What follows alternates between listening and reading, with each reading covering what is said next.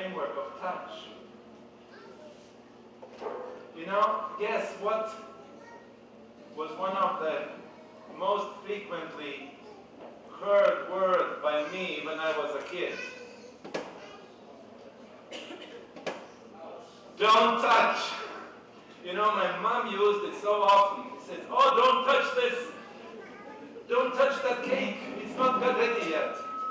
And then in school, you know, when a friend got angry with me and says, don't touch me. Or you know, when you walk into a store where there is china and the shopper says, don't touch it, you'll break it. You'll buy it if you break it. So we are constantly bombarded with this prohibition to touch. And you know, in the workplace, especially in the West, there is don't touch your colleagues. You know, you may be accused of harassment. There is always this don't touch, don't touch. There is I read a story about orphanage in South America where the orphanage was understaffed. They didn't have enough people. So they barely were able to take care, to change the diapers of the babies and feed them and wash them. But they never had time to cuddle them and to you know, to spend time with them. And they all languished. And 1/3 of them died. Not because they were sick or because they were malnourished, but because they were not having a human touch. Touch is very important in our lives, isn't it? On the other hand, if you look at the Bible, if you look into, especially in the Old Testament, remember when Moses went up to Mount Sinai, what was the command to the people who remained down in the valley? Do not come to the mountain. Don't touch the mountain. Not even the animals should go and touch the mountain. Why? Why was that prohibition? Let me give you another example. Remember when David was moving the Ark of the Covenant, and there was a man by the name Uzzah. And what did he do? The animals who were pulling the cart stumbled and he touched the ark. And what happened? He died. Why?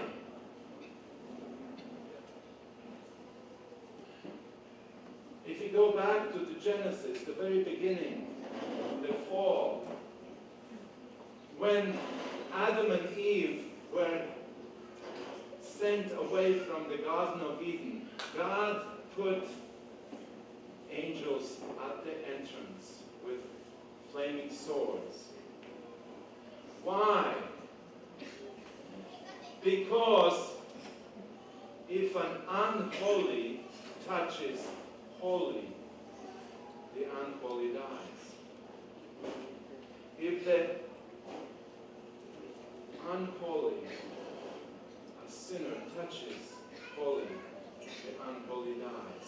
That is the reason why in Exodus, where Moses asked God, show me your face. And God said, no, you cannot see my face and live. Because whenever unholy touches the holy, the unholy has to die. That is the way things are, because the unholy cannot survive the presence of the holy. So, touch. Today, we'll look at a story in the Gospel of Luke. In the Gospel of Luke, chapter 8, there is a fascinating story about the touch. Chapter 8 in the Gospel of Luke. It's from verse 40 to the end of the chapter, verse 40, 44, or 45. Let me read some of it at least. Now, when Jesus returned, a crowd welcomed him, for they were all expecting him. Then a man named Jairus, a ruler of the synagogue, came and fell at Jesus' feet, pleading with him to come to his house because his only daughter, a girl of about 12, was dying. That's how the story opens. What do we know? What do we know in these few verses?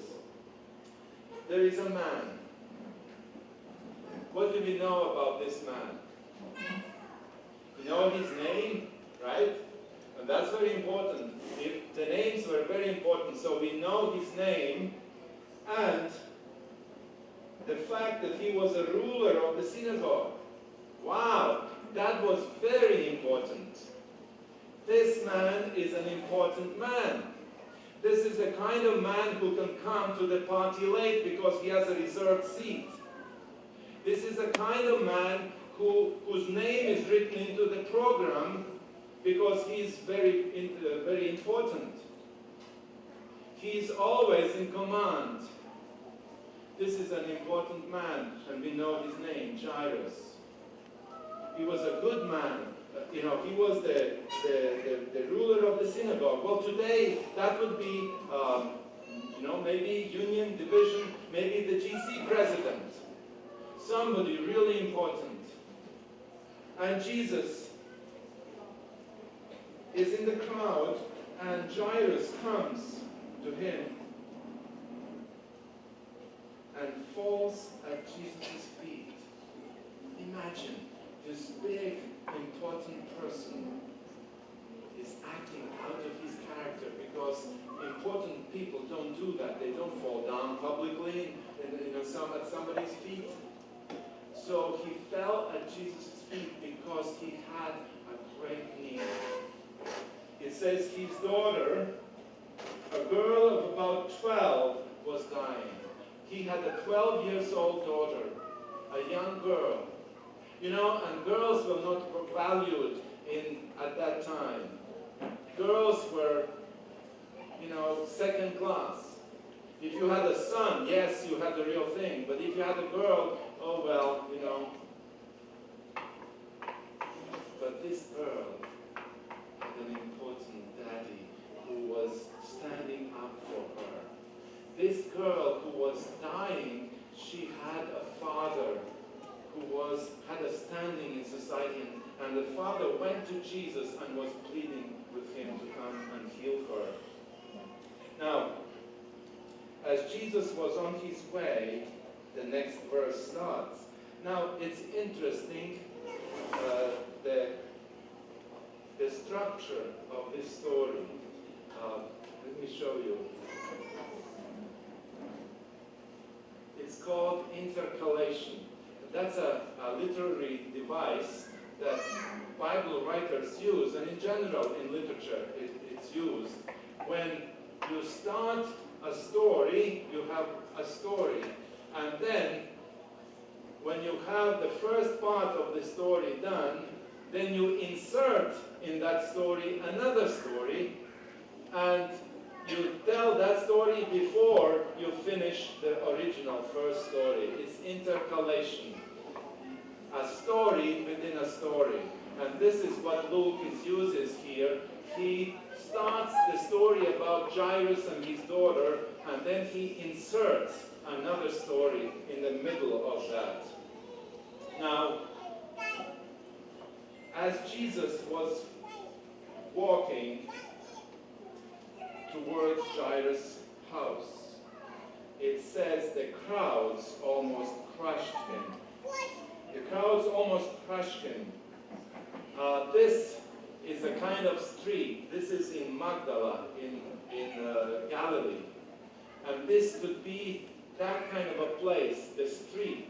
Can you imagine? It's so narrow, and there were many, many people surrounding Jesus, and as he was walking towards Jairus' house, and they were crashing around him. They were just really a stampede. And Jesus is trying to move through that crowd towards Jairus' house. And then it says, the other story, before finishing the first story, Luke inserts another story. And this is a story about a woman. See, this is typical with Luke. Luke mixes and mingles stories, a man and a woman. There is one story about a man, another story about a woman. It's his pattern. And here too, he inserts the story about a woman within a story about a man. So what do we know about this woman? And a woman was there who had been subject to bleeding for 12 years, but no one could heal her. She came up behind him. Now, what do we know about this woman? Is she very important? Is she? No. What's her name? We don't know. And besides, she's a woman. Remember, in that society, women were not valued. She's a nobody.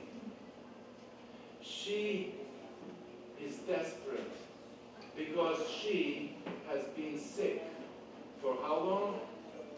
12 years. And here you can see the connections between the stories.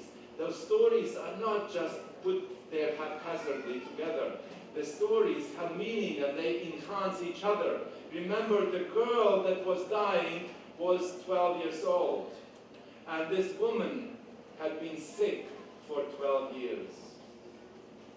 And both of them were females, not very popular in society at that time. But the difference was that the girl had an important daddy, but this woman did not have anybody who could stand up for her. There was nobody. And she had spent 12 years in this condition. In the parallel story of Mark clearly says that she had suffered at the hands of many doctors. No offense, doctors, if there are any here. But at that time, she had sought help with doctors and nobody could have helped her. And her condition just got worse. And she spent all the little money that she had. And now she was desperate. Just imagine her condition.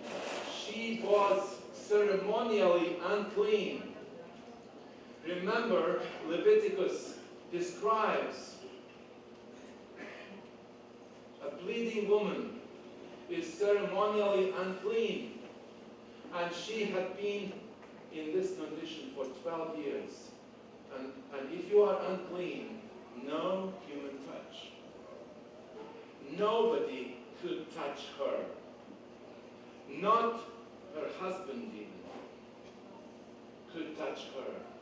For 12 years she had lived without any human touch. She had desperately tried to get well, but nothing had worked. And now she wanted to do one last desperate attempt. And this time she would be willing to cross any boundaries, any societal boundaries that she needed to in order to try to get well.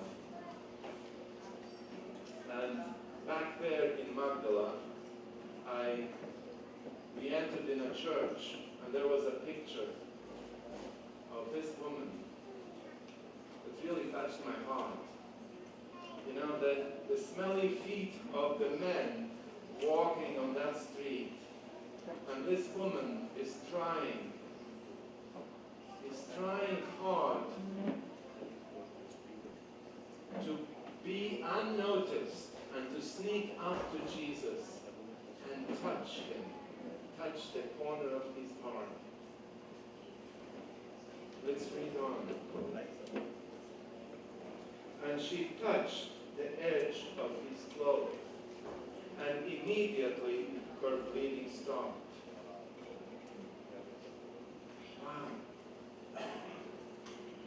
This is an experience of touch.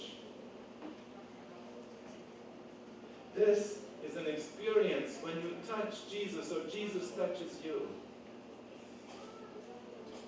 And Jesus felt in this crowd, Jesus felt this touch of faith. Who touched me? Jesus asked. When they all denied it, Peter said, Master, the people are crowding up and pressing against you. Peter says, Jesus, that's strange. I mean, everybody is pressing against you and you're asking who touched me. Everybody is touching you.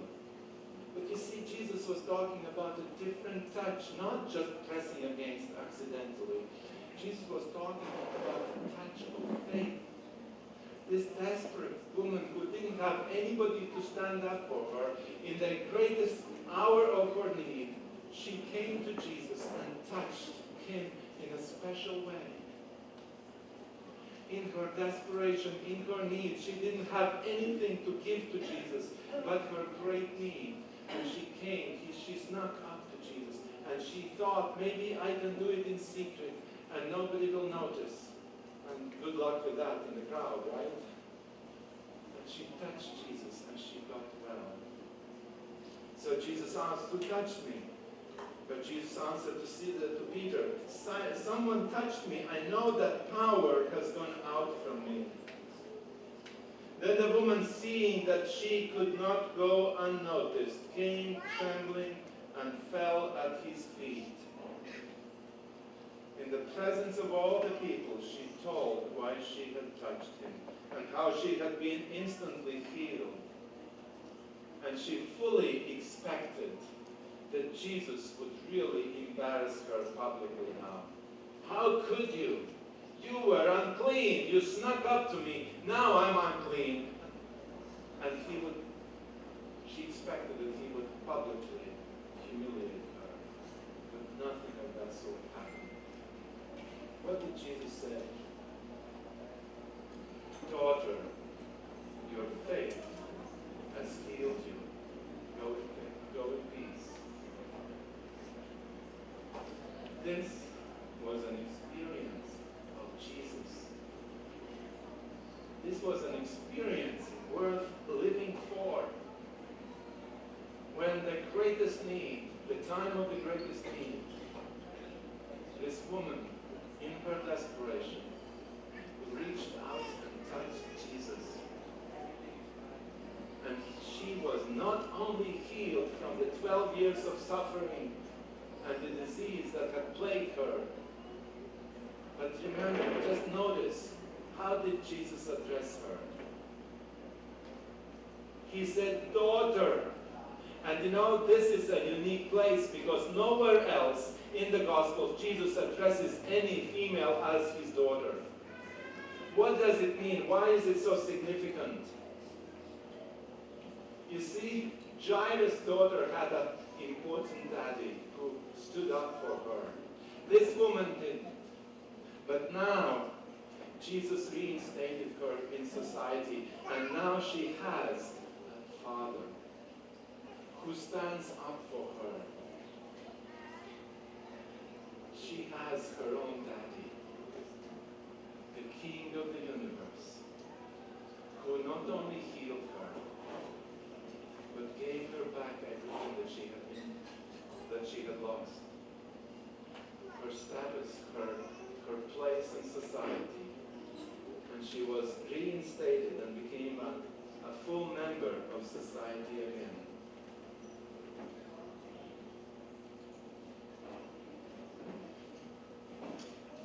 And now that the story of this daughter is about to be completed, it says, while Jesus was still speaking, someone came from the house of Jairus, the synagogue ruler. Your daughter is dead, he said. Don't bother the teacher anymore. Now we are going back to the original story. And there is another daughter who is in need. And the disciples and the people may think, oh, well, Jesus helped this daughter. And now it's too late for the other daughter. He touched this one, but there is nothing left for the other one.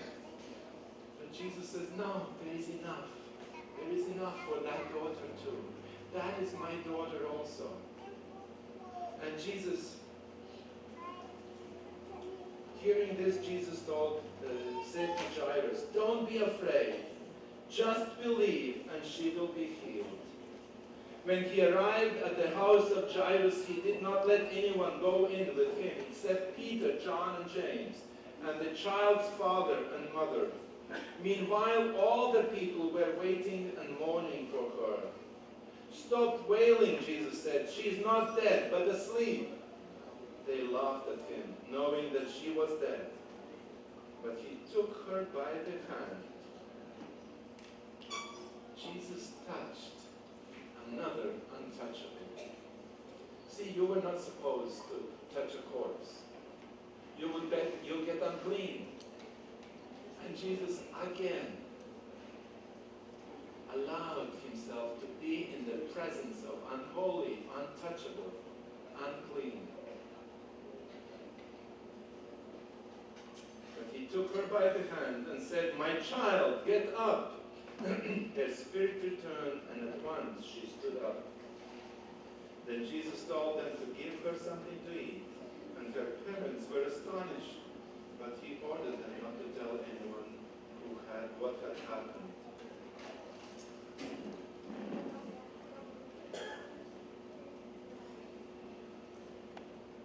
Jesus was enough for both daughters. His power was enough for the bleeding woman as well as for the 12-year-old girl. And whether she had someone to stand up for her or whether she was by herself and alone, when they touched Jesus, things changed. Everything in their lives changed, and they became whole. This is true still today. When we come into the presence of Jesus, everything changes. And how do you think, when do you think we can experience Jesus the most? When we have everything we need and we have a mountaintop experience, is that when we experience God the most? Or when we are in the dark valley, like these two female, one was sick and dying and died, the other had been sick for 12 years. See, that is exactly where we meet Jesus the most. When we find ourselves in the valley of despair, when things go wrong, when nothing is right in our lives, when we are at our wits' end, when we don't have anywhere else to turn, when we have lost everything, and when in our desperation we finally decide that we have to come to God as our only resource, a miracle will happen. But the question remains. Remember, at the beginning I reminded you about the reality in the Bible that is so clearly explained, that when unholy touches a holy, the unholy perishes, dies.